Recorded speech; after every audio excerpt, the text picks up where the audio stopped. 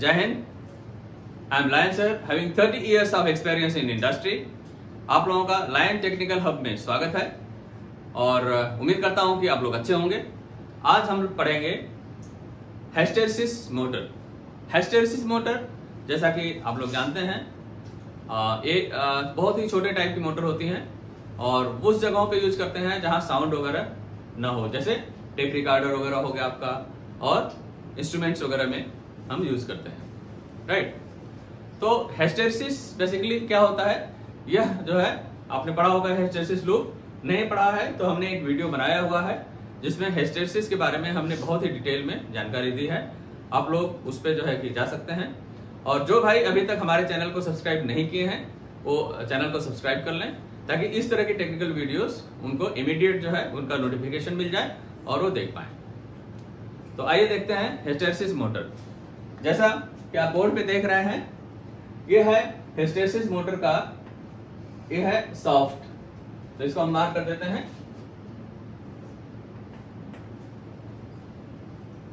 Soft. And ये जो है आप जो देख रहे हैं इस पोर्शन पे, ये जो पोर्शन आप देख रहे हैं ये सारे, ये है नॉन मैग्नेटाइज्ड मटेरियल का बना हुआ, यानी कि आप बोल सकते हैं एल्युमिनियम का बना हुआ है, और ये है कोर, ये आप बोल सकते हैं कोर मेड ऑफ एल्युमिनियम।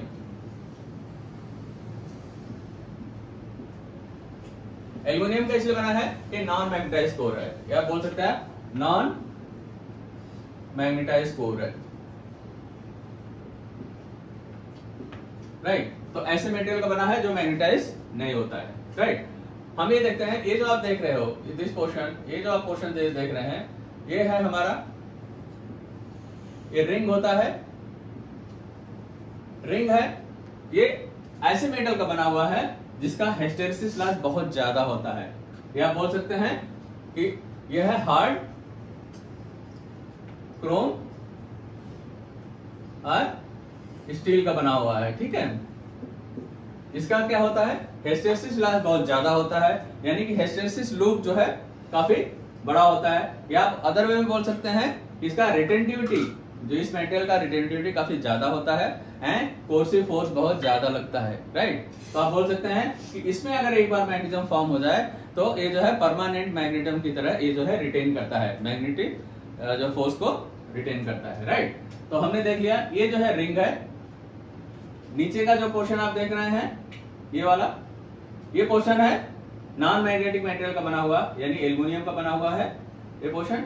और ये आउटर में जो देख रहे हैं ये आपका है स्टेटर, हम इसको मार्क कर देते हैं, ये आपका स्टेटर, राइट। ये आपका स्टेटर, ठीक है। स्टेटर है हमारा,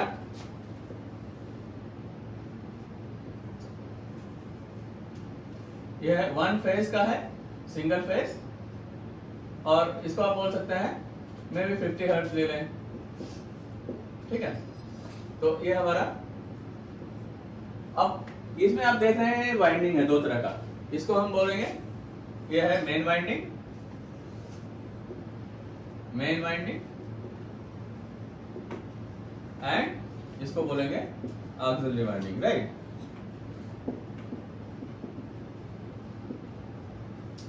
ठीक है। तो ये आपका ऑक्सिलरी वाइंडिंग हो गया, वेन वाइंडिंग हो गया। जैसे इंडक्शन मोटर में आपने देखा होगा फैन में, ये जो है ऑक्सिलरी वाइंडिंग के साथ कैपेसिटर कनेक्ट होता है। कैपेसिटर क्यों कनेक्ट होता है, ताकि आपको इसमें जो है प्लेट को फेस को जो है स्प्लिट किया जा सके, क्योंकि अगर एक ही फेस पे आप चलाएंगे वहां पर कोई जो है डिफरेंस नहीं होगा तो टॉर्क जनरेट नहीं होगा। इसलिए क्या करते हैं, इसको स्प्लिट करने के लिए ऑक्सिलरी वाइंडिंग के साथ हम एक कैपेसिटर कनेक्ट कर देते हैं, जिससे कि दोनों के उसमें जो है फेस एंगल डिफरेंस हो जाता है और हमें एक रोटेटिंग मैग्नेटिक फ्लक्स मिलता है, राइट। तो स्टेटर में हमें क्या मिलता है, रोटेटिंग मैग्नेटिक फ्लक्स, ठीक है। इतना समझ आ गया। तो अभी हम देखेंगे फंक्शन कैसे करता है। हाँ, एक चीज और बता दें कि ये जो रोटर है, ये रोटर जो है सिलेंड्रिकल टाइप बना हुआ है, सिलेंड्रिकल, इसमें कोई वाइंडिंग नहीं होता है, राइट, इसमें कोई वाइंडिंग नहीं होता है। और इसके ऊपर जो आप ये जो रिंग देख रहे हैं, रिंग आपका जो है हार्ड क्रोम या स्टील का बना हुआ है, जो कि अब होता क्या है, इसका फंक्शन बता रहा हूं। वर्किंग प्रिंसिपल ऐसे है कि जैसे आप जो है इसको सप्लाई देते हैं, रोटेटिंग मैग्नेटिक फ्लक्स जो है फ्लक्स जनरेट होता है। तो रोटेटिंग मैग्नेटिक फ्लक्स जनरेट होता है, तो जैसे आप जानते हैं कि वेन एवर एनी कंडक्टर, क्योंकि ये जो है रिंग आपका कंडक्टर की तरह काम करेगा, place in a magnetic field, what happened, and that to rotating magnetic field है, यानी कि इसका इंटेंसिटी कम ज्यादा हो रहा है, तो क्या होगा, it cuts a conductor, so A EMF generate in that conductor. तो इस कंडक्टर के अंदर में क्या होता है, एक ईएमएफ जनरेट हो जाता है, और ये जनरेट, क्योंकि कंडक्टर ऑलरेडी जो है कि शॉर्टेड है, तो जो ईएमएफ जनरेट होता है इसमें करंट फ्लो होता है, करंट फ्लो होने से क्या होता है, इसके ऊपर भी एक मैग्नेटिक फ्लक्स जनरेट हो जाता है, राइट। तो हम ये बोल सकते हैं कि अगर ये हम इसको ले लें, ये हमारा है स्टेटर का है मैग्नेटिक फ्लक्स, यानी s के हम जो है जनरेट कर देते हैं, और इसमें जो जनरेट होता है फ्लक्स, यानी रोटर के अंदर वो फ्लक्स, उसका जो एंगल है, क्योंकि लैगिंग होता है यानी हिस्टैरिसीस के थ्रू, तो ये क्या होता है, इसका एंगल थोड़ा अलग हो जाता है, राइट। तो ये हमारा, इसको लिखते हैं 5r, ये रोटर का 5 है और ये स्टेटर का है। तो ये जो एंगल आप देख रहे हैं, स्टेटर और रोटर के फ्लक्स के बीच का एंगल है, ये एंगल है बेसिकली, यही है जो इसको जो है टार्क जो है प्रोड्यूस कराता है, राइट।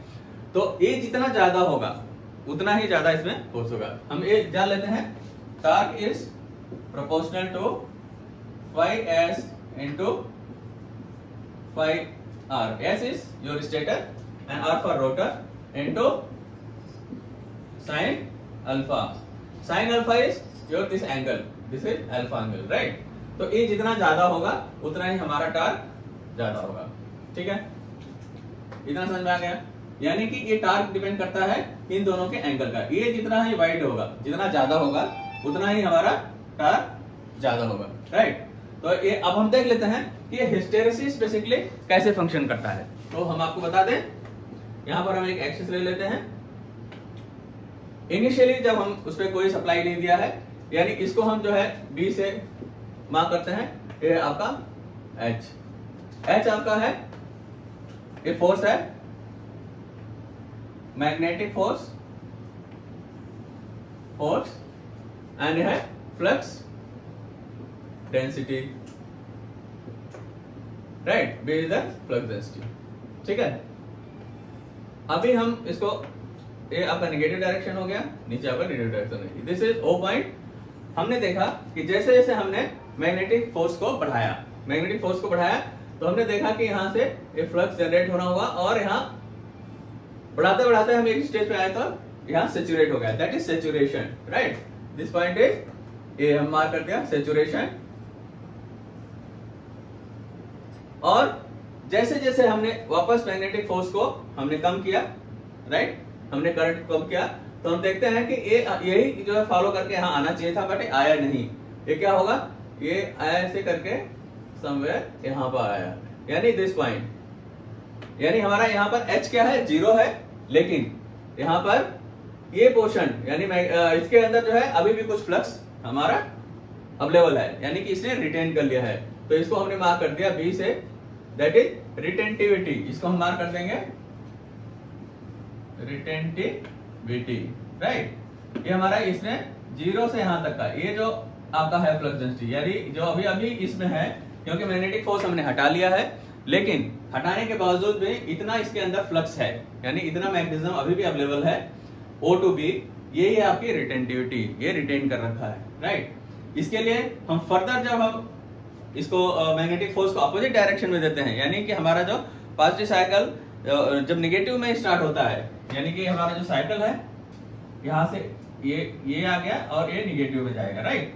तो हमारा मैक्सिमम फोर्स यहाँ पर हो गया, जब हमने धीरे धीरे कम किया, अब यहाँ 0 पर आ गया, लेकिन ये हमारा फ्लक्स ऑलरेडी यहाँ पर है, बी पे है, यानी कि अभी यहाँ 0 पे हमारा H आ गया है, लेकिन हमारे इसके अंदर मटेरियल के अंदर अभी भी फ्लक्स डेंसिटी यानी अवेलेबल है।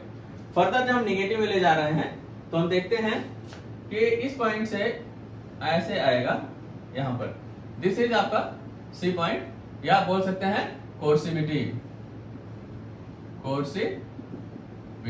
यानी 0 O से लेकर के C का ये पोर्शन जो आपका है, this is known as coercivity. यानी आपने मैग्नेटिक फ्लक्स को जब रिवर्स डायरेक्शन में दिया, तो C पॉइंट पे आकर के यहाँ पर आपका फ्लक्स डेंसिटी जो है यहाँ पर डीमैग्नेटाइज हुआ, यानी कि अब 0 हुआ है, तो डीमैग्नेटाइज इस पोजीशन पे आया है, तो दिस इज कोर्सिविटी। एंड फर्दर इसको हम जब जो है नेगेटिव डायरेक्शन में ले जा रहे हैं, अपोजिट डायरेक्शन में, तो ये फिर से बढ़ने लगता है और यहाँ सेचुरेशन पे आ जाता है, राइट।